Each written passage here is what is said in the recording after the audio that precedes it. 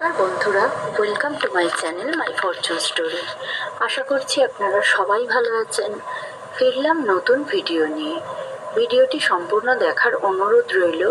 আর ভিডিওটি দেখে যদি ভালো লেগে থাকে তাহলে প্লিজ একটা লাইক করে দেবেন, আর যদি মন চায় তো সাবস্ক্রাইব করে নেবেন। আমি যেদিন ভিডিওটা তুলছি সেদিন তো আমার খুব সন্ধ্যেবেলা অসুখ হয়েছিল। সর্দি চলে যাওয়ার পর আমার হাজব্যান্ড ফোন করেছিল যে কি খবর, কেমন আছো। তো আমি কথা বলতে পারছি না দেখে ও রাত্রিবেলা 9টার সময় এসে আমাকে কিছু ওষুধ দিয়ে গেল, অ্যান্টিবায়োটিক আর প্যারাসিটামল ইত্যাদি যা যা দরকার ও ঠিক বুঝে বুঝে ওষুধ দিয়ে গেল। কারণ ও ডক্টরদের সাথে থাকে তো ও জানে যে এই অসুখে অ্যান্টিবায়োটিক না নিলে কিছু হবে না। তো মামনির প্রেশারটা খুব ডাউন হয়ে গেছে, মামনির প্রেশারটা চেক করলো, আমারটাও করলো, করে ও ওষুধ দিয়ে চলে গেল রাত্রিবেলা 10টা নাগাদ। তো তারপর আমি ওষুধ খেলাম, দিব্যকে খাওয়ালাম অ্যান্টিবায়োটিক। দিব্যর আর জ্বরটা আসেনি তারপর থেকে। তো আমিও অ্যান্টিবায়োটিক খেলাম আর একটা প্যারাসিটামল খেয়ে শুয়েছিলাম। সকালবেলা যেন মনে হলো একটু উঠে দাঁড়াতে পারছি। তো যাই হোক, উঠে দাঁড়িয়ে তো আমাকে রান্না করতেই হবে, কারণ আমার সব থেকে বড় চিন্তা দিব্যকে আমি খেতে দেবো কি। তো আমি ঢেঁড়স আর আলু দিয়ে একটা তরকারি করলাম। এই কটা ঢেঁড়সই আমার ঘরে ছিল, ঢেঁড়সটা না রান্না করলে পচে যাবে, তাই জন্য দিয়ে এইটা কোনো রকমে রান্না করলাম। আর চাল ভেজানো আছে, আমি একটু ভাত রান্না করব আর কয়েকটা কাঁকরোল ভেজেছি। এই দিয়েই আজকে আমার ডিনার লাঞ্চ সবই হবে। আর তো কিছু করার নেই, আমার আর শরীরে ক্ষমতা নেই। তো এর মধ্যেই ওরা খবর দিল দেবার্ঘ আর জয়িতা যে চলো কাঁঠাল কাটতে এসেছে আমাদের বাড়িতে। তো দেখো, কাঁঠাল সাধারণত পাকে বর্ষাকালে, রথের সময়, কিন্তু আমাদের কাঁঠাল ভীষণ দেরিতে পাকে। অনেকগুলো কাঁঠাল তো পেরে নিয়ে গেছে, আমি যারা আগের ভিডিও দেখো আমার দেখেছো, ওরা কাঁঠাল পেরে নিয়ে গেছে জামাই ষষ্ঠীর সময়। সেগুলো আদেও পাকা ছিল কি ছিল বলতে পারবো না, কিন্তু এই সময় কাঁঠালগুলো ঠিক পেকেছে। 4টে কাঁঠাল ছোট ছোট গাছে রেখে দিয়েছিল, সেই কাঁঠালগুলো আজকে পারলো। এই কাঁঠালগুলো একদম পেকে গেছে দেখা যাচ্ছে। তো ছেলেটা এসেছিল, আমি একটু দাঁড়িয়ে দাঁড়িয়ে বাইরে দেখলাম। শরীরটাও ভালো লাগছিল না, একটু বাইরের হাওয়াটা লাগতে গায়ে শরীরটা যেন একটু ভালো মনে হলো। তো ওদের এইসবগুলো দেখতে দেখতে তার মধ্যিখানেই আমি আমার রান্নাটা সেরে নিলাম। রান্নাটা করতে বেশি টাইম লাগেনি। তো তার মধ্যে আর কাঁঠাল কাটছি, এই সময় ওটা দিব্য উঠে পড়েছে, তো ওকেও আমি এই কাঁঠাল পাড়া দেখতে দেখতে দাঁত মাজিয়ে দিলাম। আর আজকে নিয়ে এমনিতেই ও কোনোদিন দাঁত মাজা নিয়ে কোনো অসুবিধে ঝামেলা করে না। তো আজকে কাঁঠাল পাড়া দেখতে দেখতে ও তাড়াতাড়ি দাঁত মেজে মুখ টুক ধুয়ে নিল, কারণ ওকে আমি খাইয়ে আজকে লাস্ট অ্যান্টিবায়োটিকটা আছে ওইটা দিয়ে দেবো। তো তাই জন্য কাঁঠাল পাড়া দেখছি আর আমাদের কাজটাও হয়ে গেল। এবার দেখো, এই কাঁঠাল যে 4টে পেরে নিল, এরপর আর আমাদের গাছে কোনো কাঁঠাল নেই। আবার সেই 1 বছরের জন্য ওয়েট করে থাকতে হবে। কাঁঠাল আসবে, তাতে ছোট ছোট কাঁঠাল থেকে বড় হবে, সেগুলো এঁচড় হবে, এঁচড় পেরে কিছুটা খাবো, তারপর পাকবে আবার কাঁঠাল।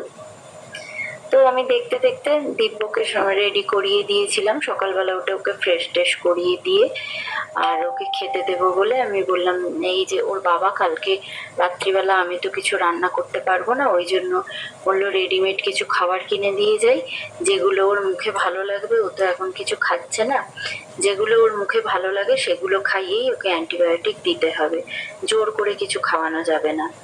তো এইগুলো একটু চকলেট বিস্কুট ফিস্কুট কিনে গিয়েছিল, আর এই চকো বিক্স এইটাও কিনে দিয়ে গেল 1 প্যাকেট। বললো যে যখন ও চাইবে খেতে একটা করে দিয়ে দেবে, না হলে ওষুধ খাওয়ানো যাবে না, ওর অ্যাকশন নেবে না, ও বমি করে দেবে খেয়ে।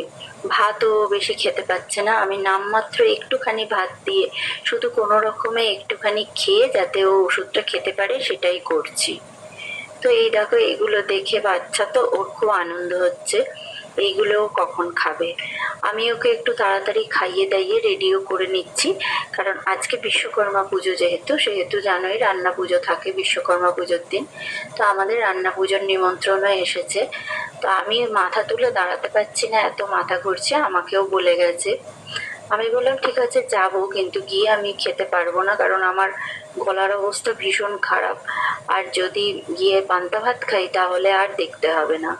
কারণ অ্যান্টিবায়োটিক আগে খেয়েছি, অ্যান্টিবায়োটিক খাওয়ার পর আবার সেকেন্ড রাউন্ডে অ্যান্টিবায়োটিক চলছে। তো তার মধ্যেও আমার কাশিটা আছে আর দুর্বলতাটা আছে। কাল রাতের পর আজকে আর সকাল থেকে আমার জ্বর আসেনি। তো ওকে বিস্কুট আর এই চকো এক্লার্স দিলাম, ও খাচ্ছে। খেয়ে দিয়ে নিয়ে আমরা এবার চলে যাব রান্না পুজোর নিমন্ত্রণ রক্ষা করতে। তো দেখতে দেখতে দিনটা কিভাবে কেটে যাচ্ছে, আসলে দেখতে দেখতে কাটছে না, আমার শরীরটা এতটাই দুর্বল, কাজ করতে দেরি হচ্ছে বলেই আমার মনে হচ্ছে যে সময়টা কিভাবে দেখতে দেখতে চলে যাচ্ছে। আমার ওদিকে ভাত তরকারি সবই হয়ে গেছে, শুধু আমার দিব্যকে নিয়ে চিন্তা ছিল, কিন্তু ওকে আর ও নিজেই উঠে পড়েছে, ওকে নিয়ে কোনো চিন্তা নেই। আর কাঁঠাল পাড়া দেখতে দেখতে তো সকালের কাজটা হয়েই গেল, ওদিকেও দেখছি আর আমি ওকে করিয়ে দিয়ে যাচ্ছি। অন্য অন্য দিন একটু দৌড়োদৌড়ি করে, কিন্তু আজকে ঠিকভাবে ও করে নিয়েছে। আর শরীরটা খারাপ তো, ও ঠিক দৌড়োদৌড়ি করতে পারছে না, মাঝে মাঝে এমন নেতিয়ে পড়ছে, দেখেই খারাপ লাগছে। তো আমরা এবার নিমন্ত্রণ রক্ষা করতে চলে এলাম। নিমন্ত্রণ তো আর খালি হাতে রক্ষা করা যায় না। দিব্য মিষ্টি দিল হাতে। আসলে এরা হচ্ছে আমাদের প্রতিবেশী। তো মামনি বললো যে মামনির জ্বর টরও সেরকম আসেনি। আমি বললাম খাবে? বললো হ্যাঁ একটু খাই। একজনও যদি না খাই ওরা কি মনে করবে? জ্বর তো হয়, সবাই তো সমান না। তো আমি বললাম ঠিক আছে তুমি খাও, কিন্তু আমরা একদমই খেতে পারবো না, আমাদের শরীরের অবস্থা ভালো নয়। কিন্তু আমি গিয়েছিলাম, যেহেতু নিমন্ত্রণ করে গিয়েছিল, নিমন্ত্রণ রক্ষা করাটা দরকার, তাই আমি গিয়েছিলাম নিমন্ত্রণ রক্ষা করতে। আর এই যে এই মেয়েটি খেতে দিচ্ছে, এই ছিল আমার স্টুডেন্ট। এই যখন ছোট ছিল একে আমি তখন ছোটবেলায় পড়াতাম।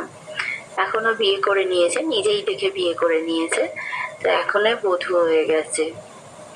মামনির খাওয়া দাওয়া হয়ে গেল, আমরা বাড়ি চলে এলাম। বাড়িতে চলে এসে আমি দিব্যকে খাইয়ে দিয়েছি, আর আমিও কিচ্ছু খেতে পাচ্ছিলাম না। যাই হোক নামমাত্র 1 চামচ ভাত নিয়ে একটু খেলাম, খেয়ে অ্যান্টিবায়োটিকটা খেলাম, খেয়ে একটু শুলাম। শুতে দেখলাম, শুয়ে তো ঘুম আসে না। আমি আর মামনি কত রকম স্মৃতিচারণ করছিলাম জানো তো।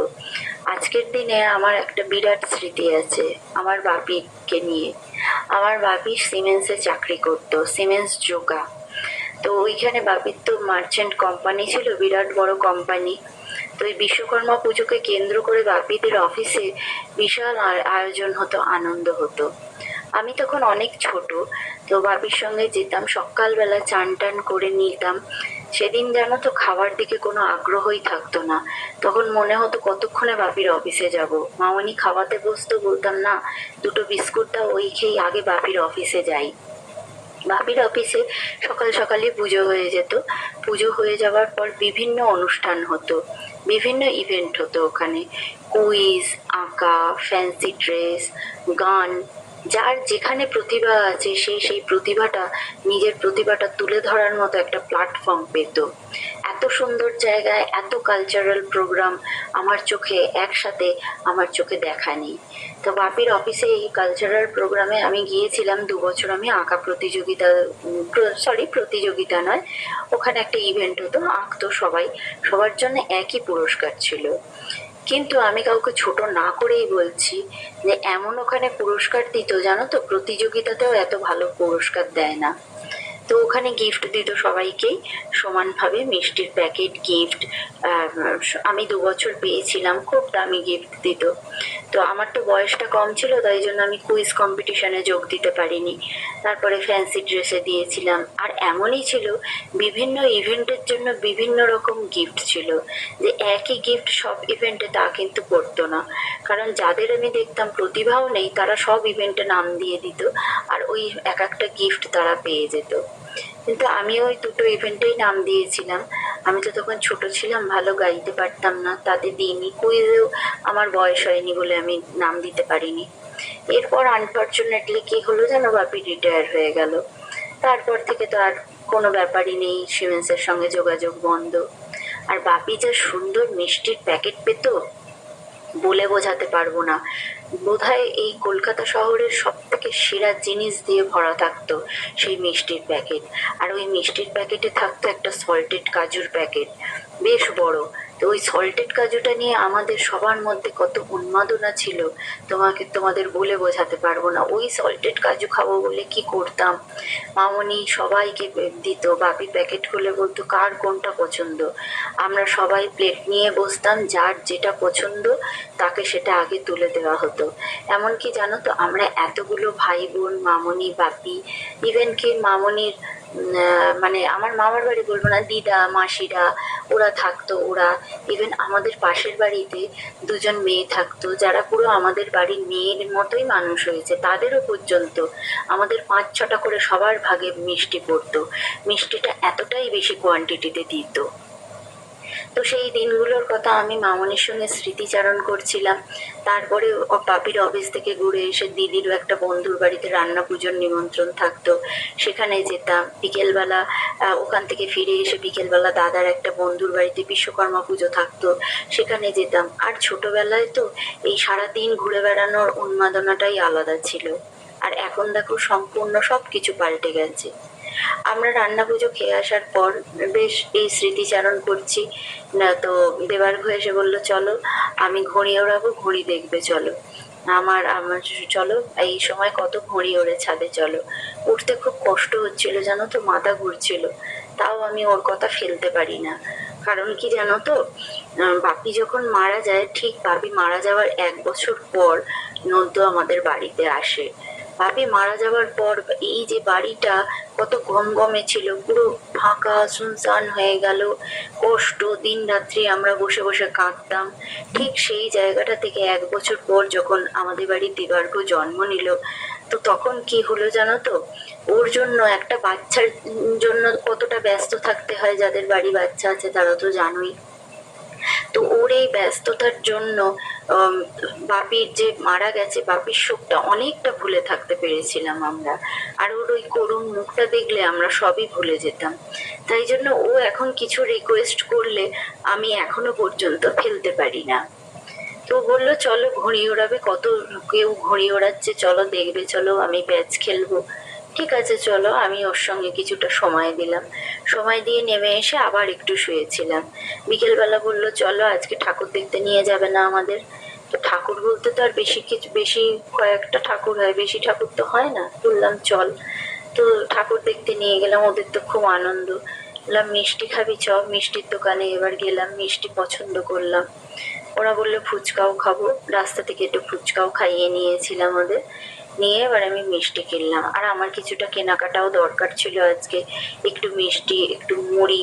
রাত্রিবেলা জানো তো আমি রুটি ফুটি কিচ্ছু করিনি, এই মুড়ি খেয়েই শুয়ে থাকবো। একটু মুড়ি আর একটুখানি দিয়ে চিনি দিয়ে খেয়ে আর এটাই রাতে শুয়ে পড়বো ঠিক করেছিলাম। তো মিষ্টির দোকান দেখবে ভাবলাম যে না, একটু বোঁদে বা মিষ্টি নিয়ে মুড়ি দিয়ে খেতে ভালো লাগবে। খেয়ে আর আমি একটা ওষুধ খেতে হবে, তো এই খেয়েই শুয়ে পড়বো। তো মিষ্টি কিনতে গেলাম, মিষ্টিওয়ালা শেয়ার করছিল ওনার কিছু কথা। সকালবেলা দেবার্ঘ লাড্ডু নিয়ে গেছে, পয়সা ছিল না, কম পয়সা ছিল বলে ও লাড্ডু নিতে চাইছিল না, তো উনি আবার দিয়েছে ওকে, এইসব কথাগুলো শেয়ার করছিল। ওনার সাথে একটুখানি কথা বললাম, তো বলে আবার আমরা আর একটা মুড়ি টুড়ি নিলাম, নিয়ে আর একটা মণ্ডপে চলে গেলাম ঠাকুর দেখতে। তো সেই মণ্ডপে ঠাকুর দেখার পর আমরা বাড়ি চলে গেলাম। বাড়ি গিয়ে খুবই ক্লান্ত ছিলাম। বাড়ি গিয়ে আর খেয়ে দিয়ে এমনিতে শুয়ে পড়লাম। ওদের তো কি আনন্দ যে বিশ্বকর্মা পুজোয় বিশ্বকর্মা ঠাকুরও দেখতে পেয়েছে। তো এইটুকু আনন্দ দিতে পেরেই আমার খুব আনন্দ, নিজেরও আনন্দ লাগলো। অনেক রাত হয়ে গেছে, খাইয়ে দাইয়ে দিব্যকে খাইয়ে ওকে ঘুম পাড়াতে এখন 12টা বাজে। মামনির তো শরীর খুব খারাপ, মামনি ওষুধ খেয়ে শুয়ে পড়েছে। দিব্যকেও আমি অ্যান্টিবায়োটিক দিয়েছি, আজকে লাস্ট অ্যান্টিবায়োটিক ছিল, অ্যান্টিবায়োটিক দিয়েছি। 12টা বাজে এখন, ও ঘুমোবে, আমি পাশে না গেলে ও ঘুমোয় না। তো এই পর্যন্তই ছিল আজকের ভিডিওটি। ভিডিওটি দেখতে দেখতে যারা শেষ পর্যন্ত চলে এসেছেন, যদি একটুও ভালো লেগে থাকে